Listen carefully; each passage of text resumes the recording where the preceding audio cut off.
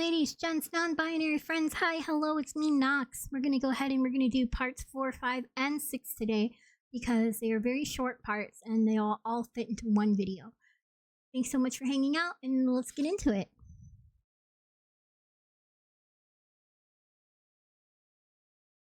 Saturday, April 4th, 2:46, afternoon before training. What woke me this morning wasn't Pounce's washing, but a pigeon's good hard peck on my cheekbone. I yelped and threw the beast off. Back he came, landing on my crown and digging his claws into my hair. Pounce had opened my shutters. I forgot my gratitude. "You mangy flea bag!" I yelled through a mouthful of cover. "You want us murdered in our sleep?"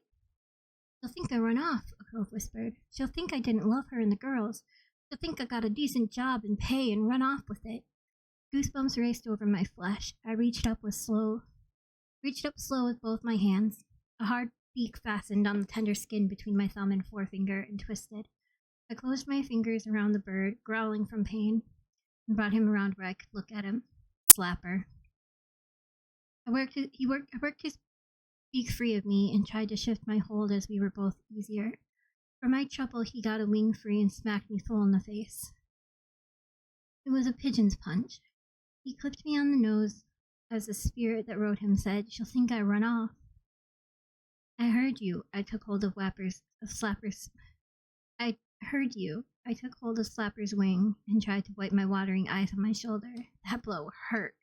"Tell me where I'll find your corpse. Then she'll know you're dead and can't go to her." "She'll think I run off," the ghost moaned. "I'm dead in the ground." Slapper turned his head and bit my cheek. I yelped and let go. The cursed bird took off out my window. He would be back, or I would find him and his rider with other pigeons. Did I feed them? Or try to find the murdered folk the dustbinner spoke of? I checked for my clothes. I looked out the window. From the sun's angle, it wasn't quite yet 9 in the morning. I had time. I needed to do chores. I had to wash a uniform today. At least I had a clean one ready now, thanks to Goodwin.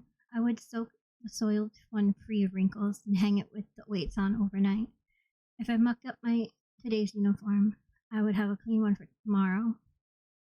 I was pulling on breeches when I heard a moth shriek. Something crashed on my stairs. I beat Pounce to the door and pulled it open. The door to the rooms opposite mine was wide open, moving day for a new neighbor.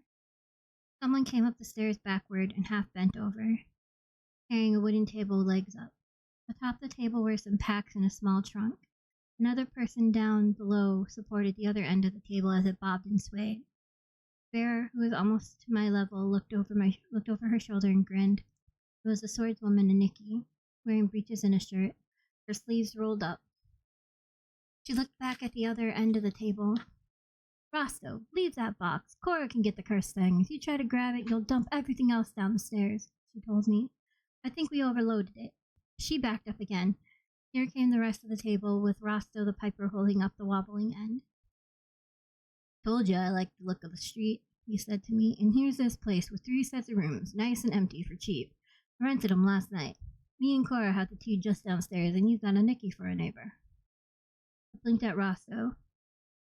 Trouble has just moved in, I thought. Then I remembered I stood there in no more than breastband and breeches.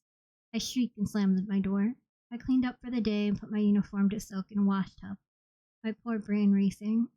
And Nikki and Cora seemed like good sorts. Vermont's clearly on the other side of the law. Truth to tell, it would be nice to have friendly folk here. But Rosto? "Aren't there other lodgings?" I asked Pounce as I felt my hair. It was all tangles. I brushed it out, then wet my comb and worked to make a smooth braid. By the time I was done, the moving noises had ended with a clattering feet down the stairs. I can't say how I might avoid Rosto after him seeing me half naked if he is to live here, but knowing he wasn't right outside my door was a start. Someone knocked. I peered through the eye cheat to see that Cora and Nikki were outside. My nose twitched. I smelled spice turnovers. I opened the door. Cora, neat and tidy in a green cotton gown fit, snug to her hips, held the covered basket that gave off the wonderful smells, and Nikki stood behind her, 2 flasks in her hands. "We fetched breakfast to begin well as your neighbors," Cora told me with a wicked smile. "Turnovers come from a baker named Mr. Snow. They say at the Court of the Rogue she's the best, and I warmed up everything with a bit of magicking." My belly growled. It had been a very long time since last night's dried chicken. Both of them laughed. I ducked my head and let them in. It felt like they brought sun and fresh air with them. And Nikki set aside her flasks and laid down a cloth on my floor. I fetched 3 cups and plates from my shelf and set them down at the cloth's center whilst Cora was the napkin away from her basket. We sat cross-legged, spearing pasties with our belt knives. It's partly our own celebration, Nikki explained with her mouth half full. Me and Rosto have work. Me with Dowell, I nodded. Dowell was the red-headed chief of Waterfront District. It ran from the south gate to the north gate along with both sides of the river. Cora took a gulp of barley water, and Rosto with Ilsa, who runs the Pretty Bone District. She gave Nikki a pert smile. You owe Cooper's tall dog 2 silver nobles. You bet him Rosto would hire on with Dowell. I know, Nikki said, grabbing another pasty. And now I can afford to pay him. I looked from one to the other. Cora and Nikki are so relaxed and friendly that it doesn't seem to matter if I talk or no. They act as if we've known each other all our lives. I know there are dogs who are friends with folk on the far side of the law. It can be done so long as everyone observes the rules. Yet they do not give me knowledge of acts against the king's peace. So long as I do not catch them breaking it, we can do this. You're wondering how a Nikki can work for one chief and Rosto another? Cora asked. In a way I was, since my problem was similar. She offered a scrap of pasty to Pounce. We've never turned against one another. Masters come and go, friends remain always. Besides, where's the problem? And Nikki stretched her long body and leaned against my wall as if she sat in her most comfortable of chairs. I tossed her a couple of pillows. Thanks. She stuffed them in around her back. Kafer's chiefs spend all their time protecting Kafer. They don't battle each other, she grinned. But in a wolf's grin, showing teeth, so me and Rosto don't have to worry about fighting. Not that we would. So what's your dog's name, Cooper, the one I owe money to? Tungstall, I replied, watching her hands as she flexed them. It didn't even look like she noticed she did them. The exercises sword folk were always about to keep their hands limber. Matthias Tunstall. The other one is Clara Goodwin, and I'm Beka. And Nikki wove the fingers of both hands together, turned her palms out, and stretched her arms as far as she could. I gave it a try. Easy, she warned me. Push too hard and you hurt yourself fairly bad. I'm a Nikki Forfensing. That's Coraman Injensra. You heard Rosto say we've all moved in. And you are a very fine fellow, Cora told Pounce, gathering him up in her arms. Nikki, feel his coat. It's like velvet. She looked at me. I've never felt a cat's coat so clean and so soft. How do you do it when he runs in the street?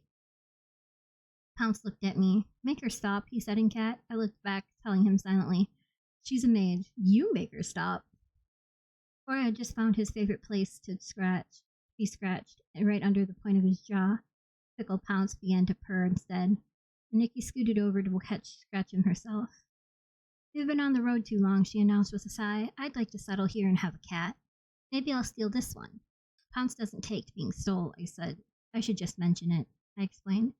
Shadows broke up the light from the window. All 3 of us looked up. Cora freed a hand. I could see pale green-blue gleam around her fingertips. I shook my head at her. Pigeons lined up on my sill. There was 3. Slapper, Pinky, and White Spice. Slapper, with no more sense than the average crack knob, hopped onto my floor and limped to our cloth. He stared at us like some prophet out of legend. Friends of yours? And Nikki asked mockingly. I shrugged. Slapper began to peck at our crumbs. Seeing their flockmate was getting away with something, the other 2 flew over to us. Look at this, Cora whispered. He's not so much as twitching. Pounce sat in her lap, purring away. He wasn't about to give up being petted.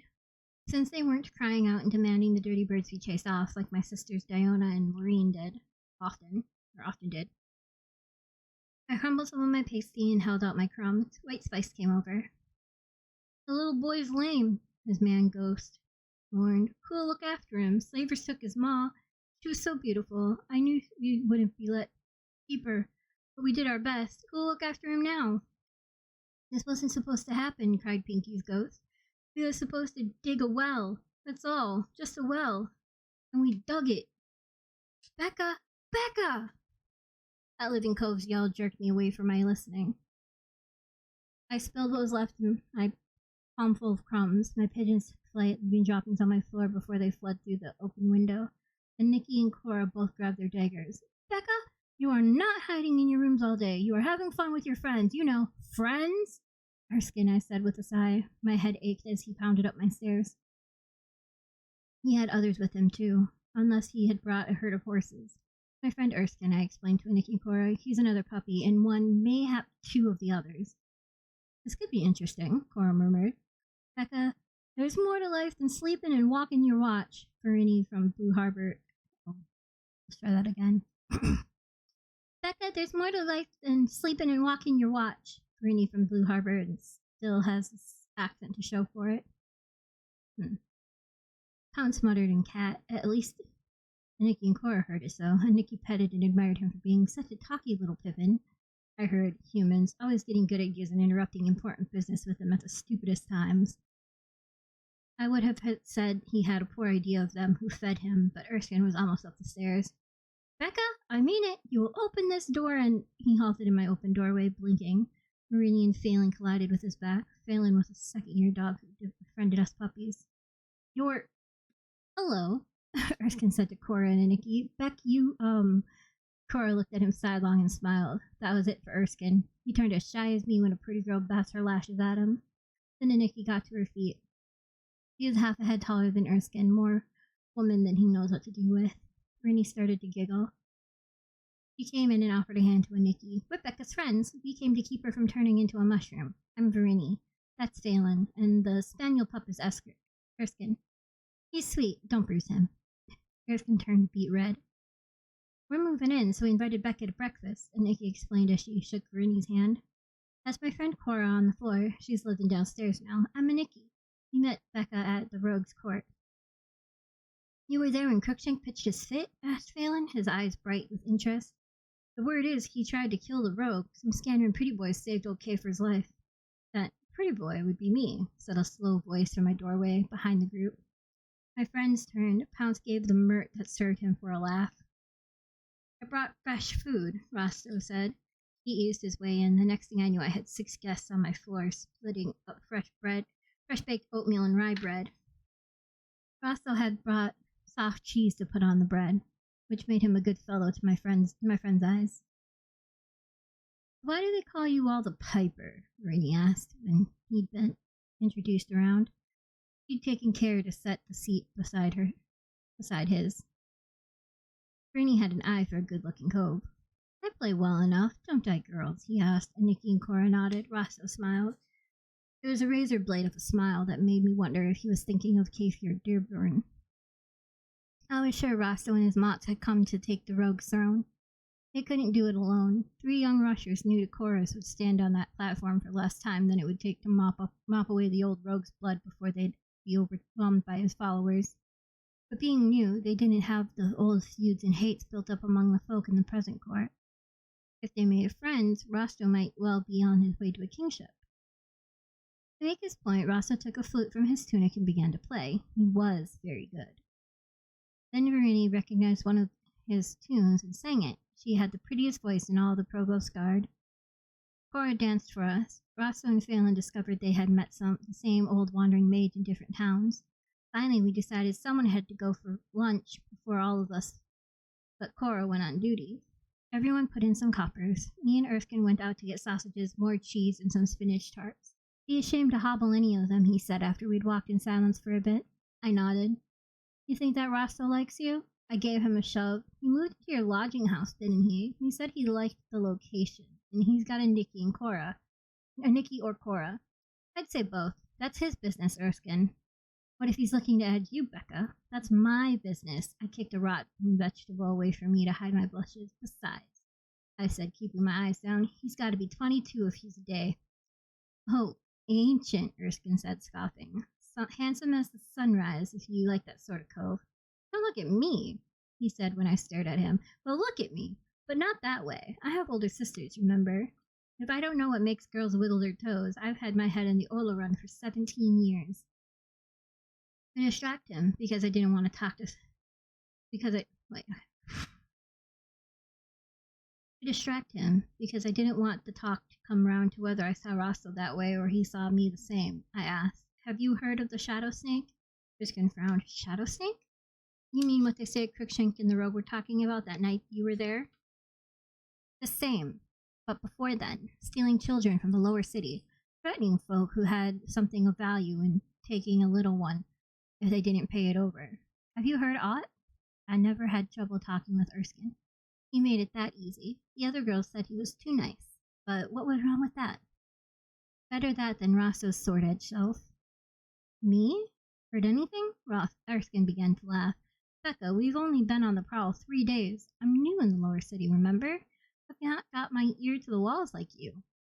If I had my ear to the walls like you think, I'd have known about the snake when he took Roland, or a year ago or two. I thought it, but did not say it. I was too ashamed. I stopped dead in the street to glare at him. Your dogs, mayhap, said Summit when you heard about Crookshank. He made himself stop laughing. They did not. Come on, tell me what you've heard, and I'll see what I turn up. And so I told him. Now 2 of us will be seeking the snake. After my watch, it was a beautiful spring evening. I felt a bit of a twinge when Tunxo greeted me at muster with, We're back to the cesspool tonight, Cooper. Not even spring improves the cesspool much. So the weather was perfect, not too cold, not too hot. An hour in, we raided an illegal slave auction. One of Goodwin's birdies brought the word to her and carried away her coppers for thanks. It was being held in the ramshackle barn. Big as the place was, my dogs had no choice but to post me on the side door, since they had to go in at the front and the back. Lucky for me, I had my baton out and was ready for trouble. The rat came dashing through the door. He was a giant fellow, a head taller than me, when I called, In the king's name, and grappled with him. He turned and caught me one on the cheekbone with his elbow. For all that, I hung on and got my baton placed so he went quiet and gave me his full attention. I got the hobbles on his wrists, then made him kneel so I could get his ankles. Goodwin came out the door to see what had become of me. Seeing us, she gave me a nod and a quarter smile. It turned out my rat was the ringleader, a crooked cove who'd tried to sell dozen slaves without paying the king's tax. Even with the knot on my cheekbone, I felt as good at dropping him as I had Orva Ashmillan. Around 9, we took supper in the eating house by Northgate. For the rest of our watch, we worked that part of the cesspool. It was quiet. Such nights happened, Tunxo said as we trudged down Rover Street on our way back to the kennel. I like to give Mithras a bit of an offering before I go home, to show him I'm proper grateful. We were passing the Barrel's Bottom. It was one of the worst riverfront taverns. It proved its reputation now as the double front doors flew open and a knot of brawlers fell into the street. You had to tempt the crone, Goodwin muttered. We drew our batons. Cooper, just keeping anyone we pull out from piling back in. They were splendid to watch, my dogs. To dishearten the brawlers, they yanked from the knot. They hit them neatly with their fists end of their batons. The blows caused so much pain even those drunken swine felt it. The problem began when the Ripper Dodgers, fighting inside, learned someone was pounding their friends outside.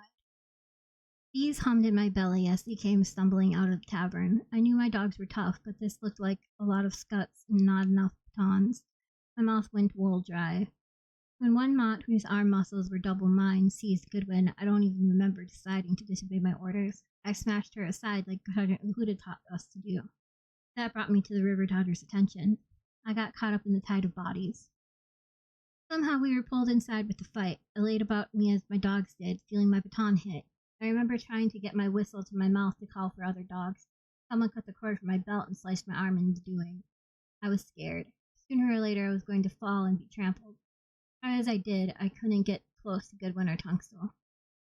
I don't think Tunxo remembered he even had a whistle.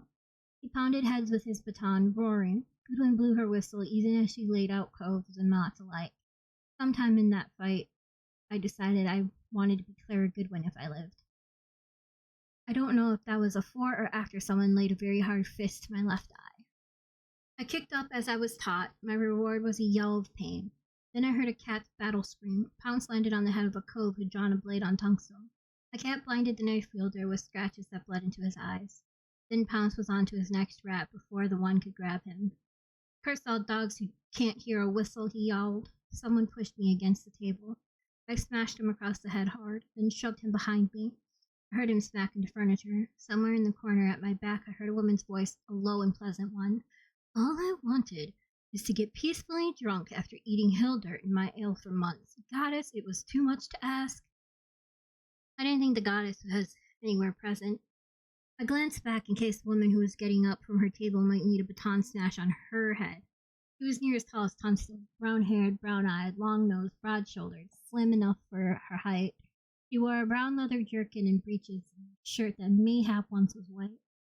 The leather scabbards at her dagger and sword were just as beat up as her clothes and boots. The tall Mott battered her way to the bar. She dragged the barkeep up by the shirt, seized the well-polished club he clutched, and shoved him back into his hiding spot. Hands grabbed me. I was busy again. I did my best, but I was getting tired. I finally remembered who was teaching and fought my way to a wall. I put it at my back so no one else might grab me from behind. Taking care, I got into a corner with a wall on the side of my black eye. I didn't like having my arm restricted, but it beat fighting on my blind side. Goodwin was backing up to me, using a lull in the fight. The woman in brown wielded the club like a blade. Behind her lay a trail of collapsed river dodgers. Some even decided they'd had enough fun. They were sneaking out the side doors, more crawled through the doors in the front. By the time the lady and Tunstall met at the center of the room, Goodwin had reached me. I leaned against the wall, panting. "You're a mess," she said. "You're bleeding where?" I showed her my arm. She cut a strip from the shirt of a cove I'd downed and bound up my cut with that. "Carry spare handkerchiefs and strips of linen. Bind cuts right off," Goodwin told me as she knotted the bandage. "Elsewise, you'll as soon die of blood loss as someone shivving your ribs." She grabbed a pitcher from the table that had survived the jostling and took a huge gulp of the contents. Then she made me take a few swallows. It was ale. For a moment we watched as Tunstall traded blows with a nimble fat cove. "Cooper, nice baton work." "Very nice," Goodwin took a deep breath, then looked away. Finally she leaned in and spoke quietly. "Me and Tunstall got lucky here, Cooper. You're good in a fight. Thank the goddess. We didn't look out for you as we should have done. Most puppies would be dead right now. Understand? Because this isn't the kind of fight puppies survive without their dogs watching out for them. We'll look out for you better in future."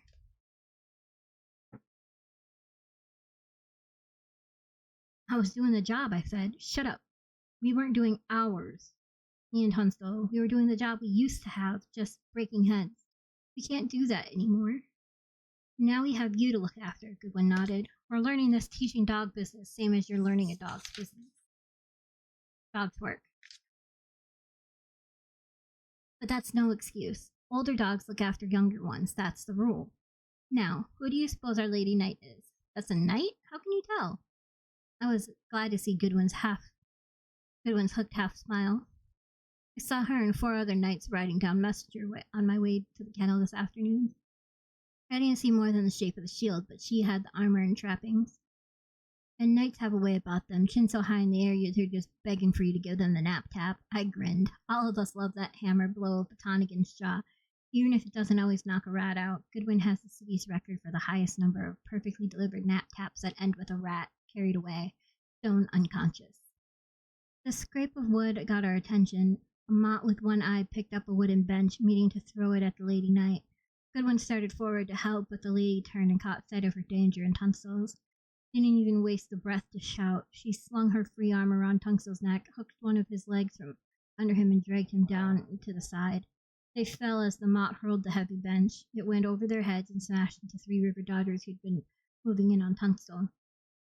As he and the lady struggled to their feet, Goodwin returned to lean against the wall.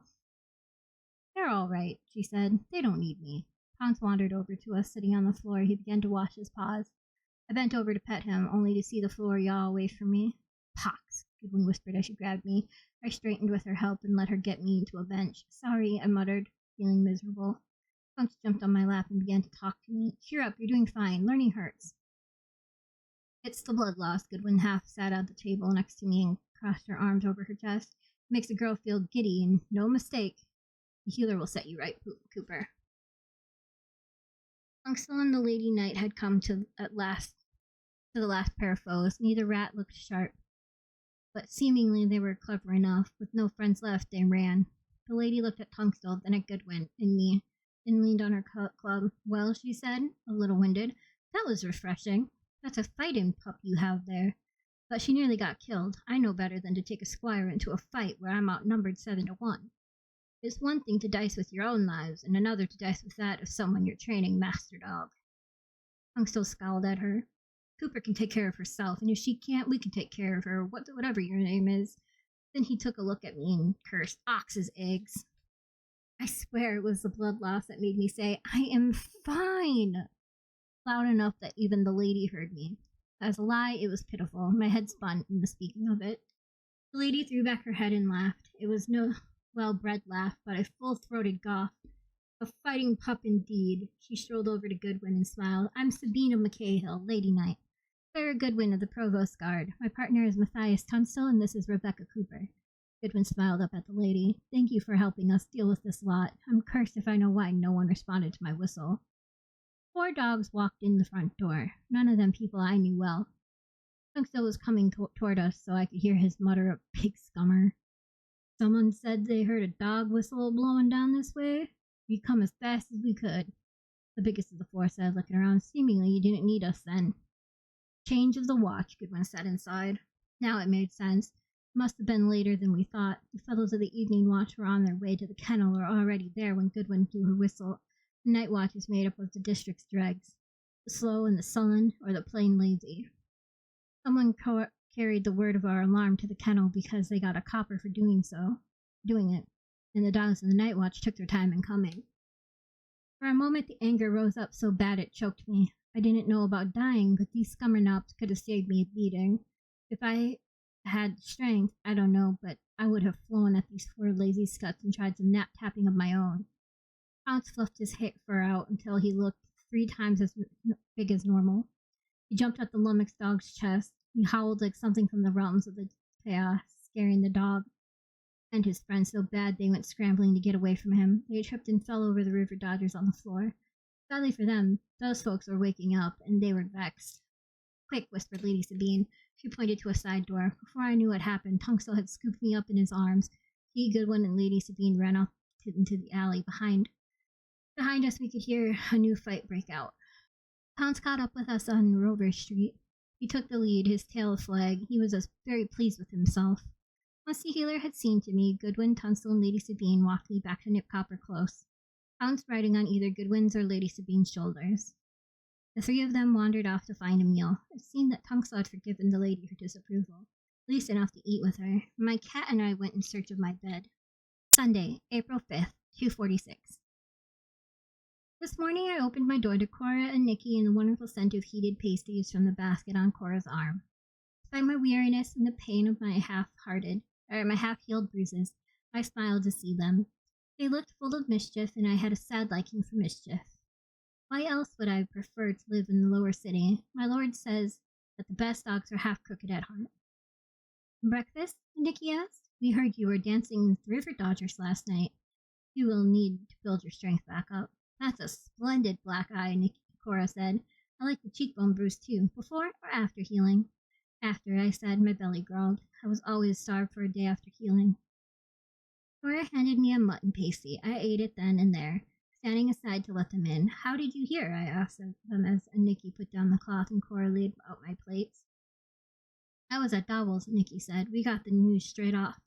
Some of our rushers wanted to go help the river dodgers, but Dowell wouldn't allow it. He won't let his people take on your dogs if he knows about it beforehand. I found out. He says they're too tough." I confess that I was flattered, and Nikki and Cora have plainly lived a hard life.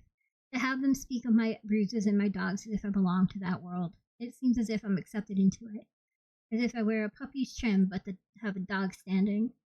And I have paid a hard price for those bruises.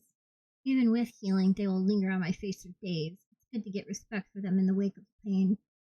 Found the bottles of Twizzly and barley water from yesterday and put them down. Then opened my shutters. The pigeons with the ghosts of the dead diggers waited for me. I fed them their corn as Rosso arrived with more food. "I'll kiss them and make them better," he said when he saw my bruises. I slid one foot back to balance myself and raised my arms, hands fisted into a blocking position. "Try and I'll bruise you." I actually said it out loud. "Then Nikki and Cora can kiss you better."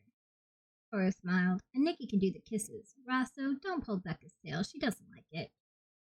Pounce wandered over to Rosso and stood, reaching up delicately between his legs. He said, "Mert?" Just loud enough to make Rosso look down, then patted the inside of Rosso's knee. Rosso sighed. "I was being friendly," he complained. "Modern times are cruel when a cope can't be friendly." He stepped around Pounds and settled on the floor cloth. See if I bring you a treat tomorrow, Master Cat. He looked up at me. Is there a tomorrow? I think this little breakfast idea is quite nice, even with threats and the nasty birds coming and going. The nasty birds ignored him. Being too busy fighting over the corn on my ledge, I eased off my fighting pose, dizzy from healing, and sat on my stool. Not tomorrow. Tuesday's my day off. I leave early to visit my family, I said, and tomorrow is our day in Magistrate's Court. It starts the hour after sunrise. Ugh, Rosto said, grimacing. They don't pay you enough, sweetheart. I scowled at him. I'll never tell him that I like his company. The extra food is nice, of course, particularly at the start of the day. I'd bite my tongue off before I said it, but Rosto is funny. Very well. The truth, since I'm the only one who reads this. He makes my skin, my peaches, and my other parts tingle in an agreeable way. Naught will come of it. He's clearly meant to be more than an ordinary rusher, which means that one day he and I will be on the wrong sides of an argument. Besides, he's got a Nikki and Cora. I'd rather be their friend than their rival. But it's good, after the dark and the scares of night duty, to sit in daylight with food and interesting folk. Clever folk who know how to laugh. Who knows how to make me laugh when doing so doesn't make my cheek hurt. Erskine and Verini came not long after Rasta with sausage rolls and gossip. One of the barons in unicorn found out his wife was canoodling with an earl. Rank or no, a challenge has been issued. Mistress Bircher, wife of the head of the Silversmiths Guild, presented her man with twins. That was Flash District. Flash dogs would have the joy of guarding that celebration when it happened. We would have a quiet night, as many of our foists and thieves went to help themselves there. Remember Alicia? Bernie asked me. To our crooked friends, she said. She's another puppy named in tribute to His Majesty's first queen. Well, till yesterday she was on day watch in Unicorn. Then my lord of Olau got word that his youngest and only son has been flirting with the pretty puppy. First, fast work, Nicky said with respect. You lot have been on duty, 5 days? 4, not counting today, Erskine said. He's a stickler for numbers. Anyway, Fereni said. She hates it when a wonderful gossip is interrupted. I never interrupt, because she has better gossip than most dogs. Our mother is a barmaid at Naxon's Fancy, where they hear everything as soon as it happens. Anyway, the lad's noble father pitched a fit at the unicorn kennel, and they switched Alicia with Clark. He was on night watch at Prettybone, so now she's on night watch. Vasa rubbed his chin. So this Alicia's a sweet armful. I'll look out for her, dog or not. Nicky gave him a hard elbow. Don't you have enough women in your life, Rosso? Rosso gave me what he thought was a sober look. Not without Cooper, I don't. Cooper will never go with anyone crooked, Erskine said. Russia was mean to our mother. She's never forgiven them. I could pretend not to hear what he said because Slapper was making way for a new pigeon, one I'd never seen. This one was a sad case. He was caked fellow, but he was a caked, feathered fellow I instantly named Mumper. Mayhap he was grey under the dirt and grease on his wings and belly. His ghost, like those of other murdered diggers, complained about being buried whilst his people believed he'd run off. Once I gathered aught new, he had to say, I heard Verini call my name. You remember that dog who taught us to tell dice that have been meddled with? He was on night watch. I knew him well. I remembered the sight of his fingers handling a set of dice he'd used to teach us. He could hold 5 in one hand and throw them so they'd all land in one circle, drawn on the dirt. Verini drew her finger over her throat. My chest went tight. Dead? He whispered. Erskine nodded, his face grim. And we're not to go to the burying. There's a notice up on the kennel gate. We saw it on the way here. They found him with his dice in his mouth, all rigged, all crooked. My lord's order, under his seal, bury him with the dogs, but not as a dog. We all made the sign against evil in our chests. Pounce came over and sat on my crossed legs to purr at me. Of course there are crooked dogs. I can name 2 handfuls myself, but this is the first dog to die since I entered the ranks. This is a sad thing. I will buy prayers for him. I do not like that he was crooked, but he's still been a dog. We sat and talked of other things as the sun rose higher and the room got warm.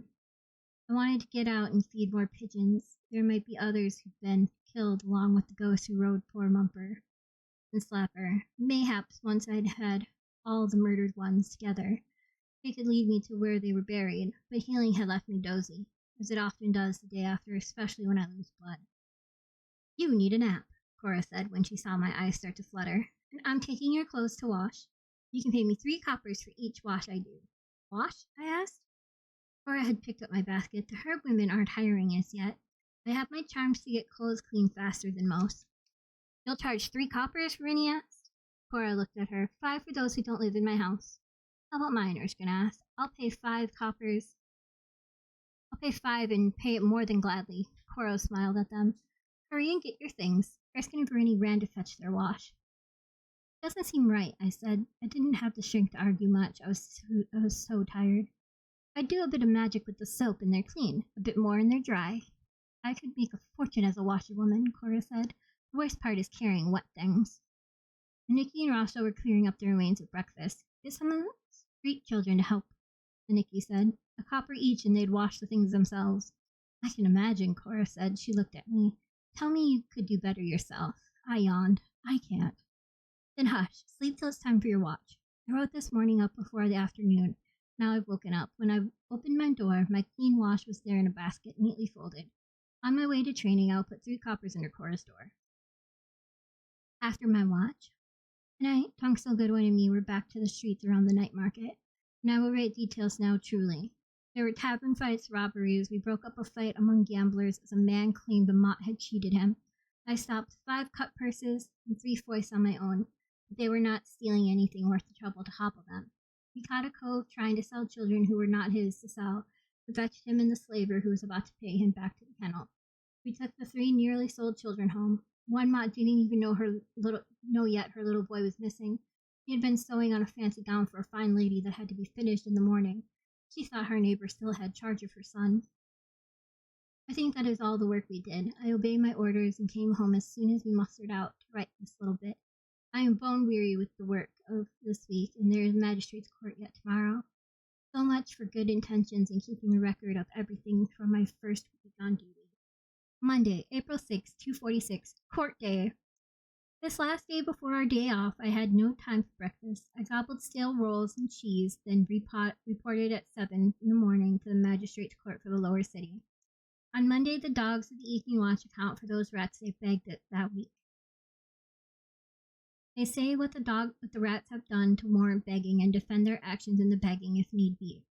Tunxil and Goodwin will give the reports at the bidding of the provost advocate and answer the questions of the king's magistrate. The way it should work, the puppies have little to do but pay attention against the days when they have to do the same. It's up to the dogs who write the reports and who are there as each case unfolds to present the whole thing before the court. I had most of the long day to see that all I had heard was true. Magistrate's court is simple enough. Some rats with a little coin or patrons have advocates to speak for them. These lawyers sometimes persuade the magistrate, Sir Tullus of King's Reach, covers evening watches arrests, to order fines, lashes, time in the stocks, or Outwall's prison, or work inside chorus or on a farm instead of something worse. Hard sentences go from labor on the realm's roads, mines, docks, or quarries to death for the murderers and arsonists. I was familiar enough with the Jane Street court, having run messages there before I started my training. Still, it was odd. Sitting in the dogs' benches with Tunxil and Goodwin on my fellow puppies and their dogs, Erskine had managed to slip into the seat next to me. Together we read what board dogs had carved into the low backs of the benches in front of us. Not that we spent all of our time hearing reports and admiring the history. Behind the dog seats was the wall of bars that separated the business side of the court from the visitor side. Plenty was going on back there, and some of the folk on that side were family, friends, and sweethearts of the rats who had took their sentences that day. They had all manner of things to say, whether we were the dogs who had vexed them or no. Then there were those who'd come for amusement's sake. Along the walls behind the bars stood the dogs whose work it was to keep order. When I got bored with the crowd, I watched the court officials. They were set up in front of the dogs' benches. There was a table for the provost advocates, where he kept his many lists and notes, and another for any advocate hired by the rats. I saw a few advocates that day. The majors who served to keep order against any other majors sat on benches at the front of the room. The magistrate's herald sat next to Just such a mage, his list in one hand and his staff in the other. When he's not reading out the names of the rats, the names of the dogs involved in the charges. And at the great desk, higher than the rest of us, flanked by 2 uniformed soldiers to represent the king's authority, was the magistrate himself. Tortall had ruled on evening watch cases for 6 years. The lord said he was fair and knew more law than most. The dog said he was a bit impatient with dithering. Around 3 in the afternoon, they brought Orva Ashmiller up. She was a sorry-looking mess in the light of day, with cage muck on her, and she was chained, which was a puzzler. She was so skinny the shackles seemed like dropped from her waist. If not for the memory of that big knife, I almost pitied her. Then she caught sight of me. "You bitch!" She threw herself at me. She'd caught the cage dogs napping. Before the Lackwoods collected themselves, Orva fell headlong, her ankles chained, tripping her. She scrabbled to her hands and knees to shriek. "You took my children from me! You turned my man against me! You puttock! You trollop! You troll!" She lunged and fell again. Now I knew why they'd chained her. "I'll cut your liver out, you poxy bleach! Why wouldn't you let me go? You ruined my life!" The crowd who had come for entertainment hooted and whistled. I wanted to vanish. I didn't feel even a little sorry for Orva anymore. "Steady," whispered Tunstall. I looked into the air over Tortall's shoulder. What a splendid omen for my very first day in the court. A drunkard who blamed me for the mess she'd gotten herself into is making a spectacle of me. The dozy dogs who'd let her escape ambled up to her, grabbing her arms to haul her to her feet. I just kept telling myself that with no coin, no advocate, the best she could hope for was a couple of years on a farm for striking a dog. She'd be gone a long time. Maybe she'd get the hot blood wine out of her veins. "Mama!" I closed my eyes then, wishing I could trickle through the cracks in the floor. Why had the children come? Glanced back where the crowd was. Of course her man had brought them, all 3. Master Ashmiller wouldn't look at me as he carried the little lad up to the bars. What had he been thinking? Why would he want them to see their mama like this? She was still screaming, spittle flying from her lips, calling me every vile name there was, not once looking at the little ones calling for her. The herald banged his staff on the floor without it doing any good. So at last, Tortall ordered the cage dogs to gag Orva and the court dogs to take the screaming children out of the room. I finally drew a breath. Folk were yelling at the court and the cage dogs, their attention taken away from me at last. The 2 loobies who had lost control of Orva in the first place silenced her. I began to relax. "The case of Mistress Orva Ashmiller, resident of Mulberry Way." The herald had a fine, ringing voice that bounced from the worn, smooth wood of the floor and the walls. "Charges: striking Provost Guardswoman Clara Goodwin while Guardswoman Goodwin acted to uphold the king's law together with her fellow guard, Matthias Tunstall, and trainee guard Beka Cooper." Tortall scowled. "Struck a guard? Report." Tunstall nudged me with his elbow. "Cooper?" I must have stared at him like a snared rabbit. "None of the other trainees had to," I think I whined. "Cooper, he hates dogs that waste time," Goodwin said. "Report. The dog that was there for the whole thing does the report. That would be you." Erskine actually tried to push me to my feet. "You can do it, Beka. Some nightmares do not end." I peered at the magistrate through my bangs and dug my feet in against Erskine's push. To my scrambling brain, Tortall seemed very like the smoked boar face the butchers hang before their shops to advertise. His face was that beet-like red, his jowls dark with beard shadow. I believe he had but one very long eyebrow. His mouth gave the oddest of twitches. By then I was in complete blind panic. I couldn't speak before all these people. I didn't care if most were behind the onlookers' bars. "This day comes to all trainee guards, Beka Cooper," Tortall said. "Your day has only come earlier than most. Speak up. The sooner you begin to telling, the sooner you may go." "We were walking the rounds when we heard the sound of violence," Tunstall said quietly. It was one of the beginnings we committed to memory and training. Now Goodwin had a grip on my other arm, far more painful than Erskine's. "Stand up or I'll poke your wound," he muttered. "Do not embarrass Tunstall and me in front of the magistrate." I stumbled to my feet with that, but my knees wobbled. We were walking the rounds when we heard violence, my lord."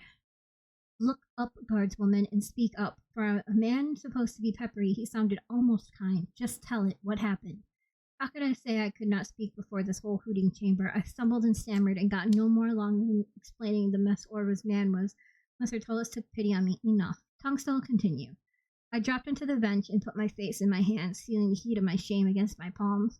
Why must I be unable to speak before strangers? It is my biggest fault as a dog, and I must find a way to fix it before now. They were all laughing at me. Who could blame them? From fish guts to drooling cracknob, I had a glorious week.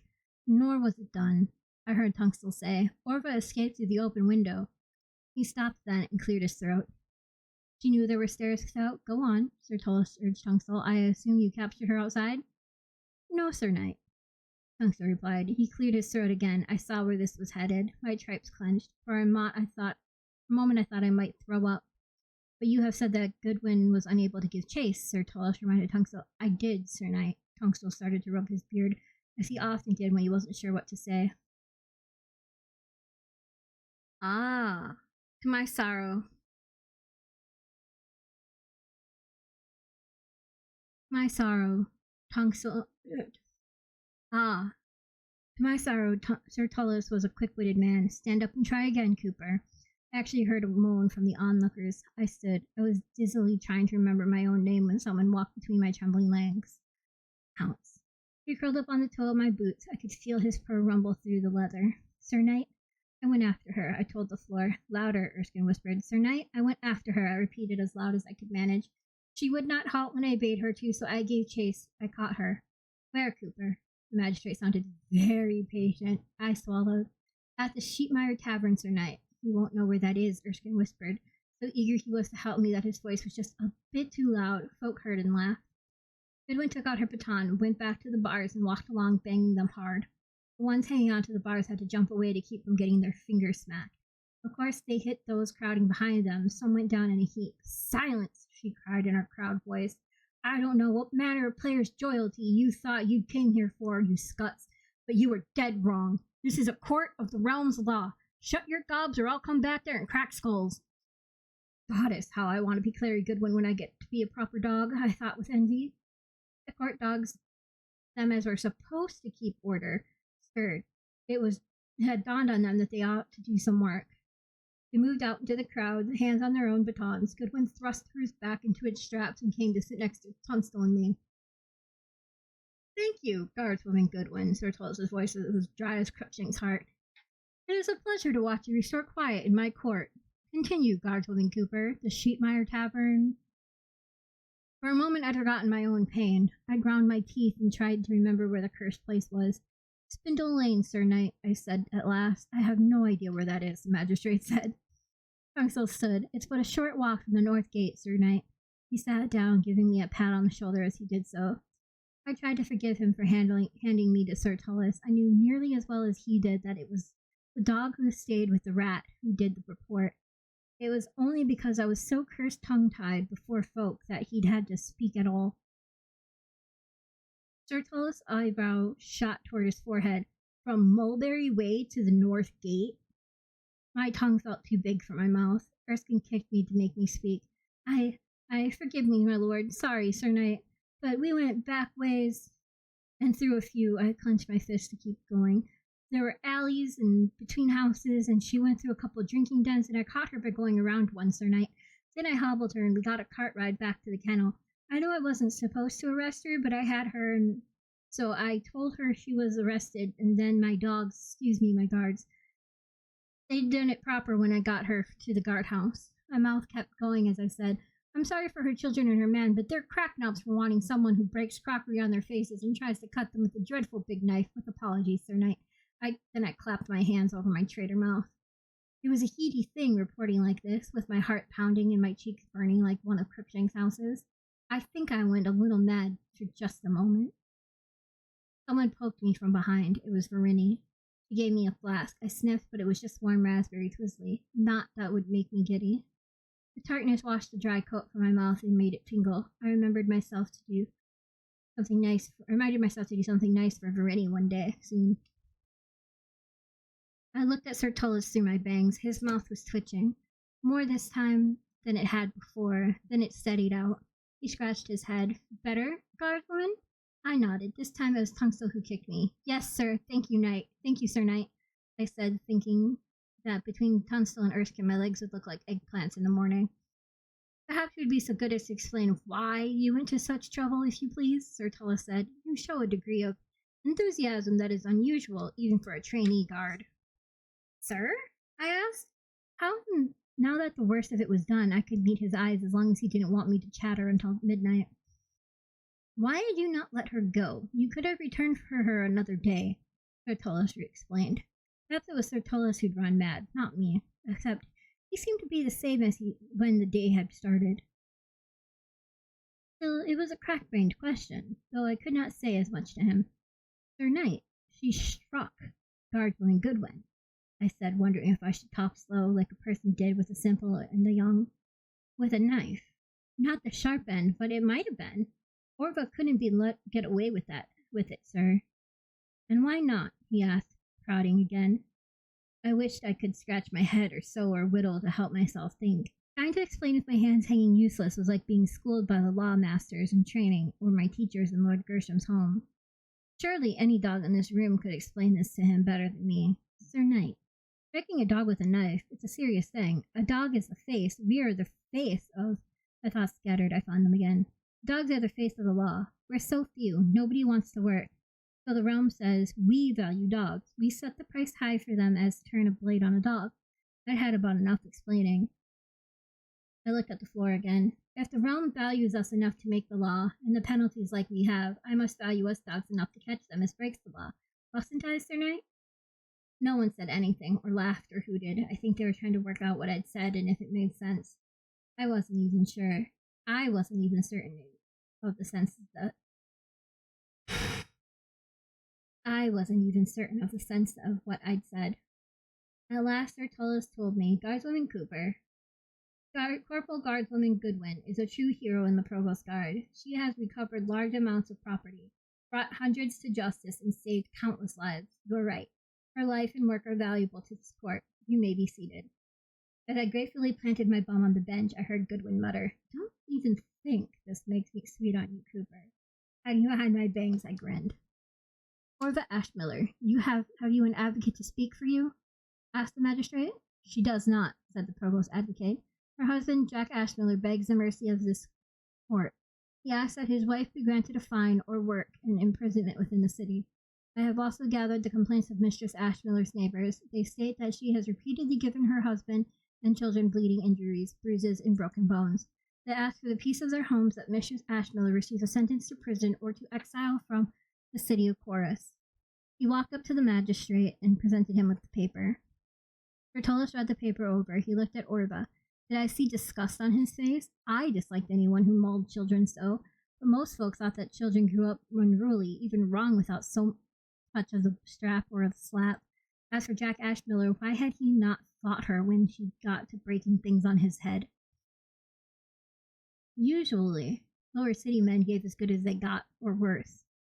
Their neighbors should have come to this court long ago, Mistress Ashmiller, Tortall said. Orva started to fight the cage dog's grip on her arms again. She knew she would not like what came next. Tortall continued, Orva Ashmiller. It is the judgment of this court that you go to the Royal Work Farm in the town of Whitethorn. You will labor there for 5 years for disturbing your neighbor's peace, for violence to your family, and for the crime of wielding a blade against a representative of the king's peace. Should you try to escape from the farm and return to Chorus, you will be branded and sold into slavery. He struck the bronze sun disk at his desk with his polished granite ball, the sign that judgment had been made. The dogs carried Orva off to the cages to wait for transport. She had a long journey ahead. I thought I would feel better about it, more victorious. Instead, I just felt sad. Next case, Tortall told the herald. They had lit the court's lamps well before all of those hobbled that week on the evening watch came before the magistrate. Despite the food all the dogs had known to bring, things like sausage rolls that they shared with the puppies, my belly was growling like a 4-footed dog by the end of it. I could hear everyone else's belly making the same complaints. Finally, Tortall struck the sun disk on the day's last judgment, and thus went my first day at court. I think I'm going to puke. And that is it for tonight. Thank you so much for watching. If you could please go ahead and give me a subscribe, I'd greatly appreciate it. Otherwise, feel free to like the video if you liked it. If you don't, that's fine. Thanks so much for watching, and I'll see you guys next time. Bye.